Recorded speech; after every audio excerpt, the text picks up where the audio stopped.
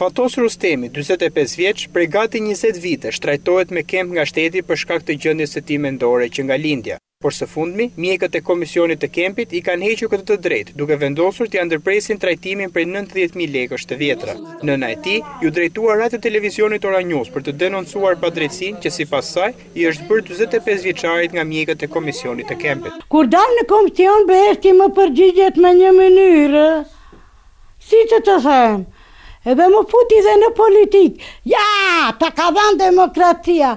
Po ku di unë demokracinë? U hos Albina, ilacet, të bëjtë ti marrë në shpi, ilacet i tashun. Jo, po ti sjell në strati, jo, sa cili të marrë të tjetër. Në natën dhe merr ilacet dhe t'ja shpije.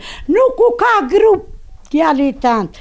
I hiqet tha Kempi. Vajza e 45 vjeçarit me probleme mendore tregon se jeta e tyre është tepër e vështirë, ndërsa paratë që merrnin nga kempi nuk u dilnin as për ilaçet, e jo më për të jetuar dhe paguar ujë dhe drita.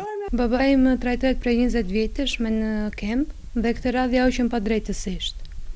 Vajtëm që të kërkonin vendimin që ja kanë prerë dhe për çfarë arsye vetëm se i kanë hequr grupin dhe nuk na japin vendimin sepse kanë bërë gabimin vet. Dhe që më tha që nuk ja u japin vendimin sepse ne nuk futemi në burg.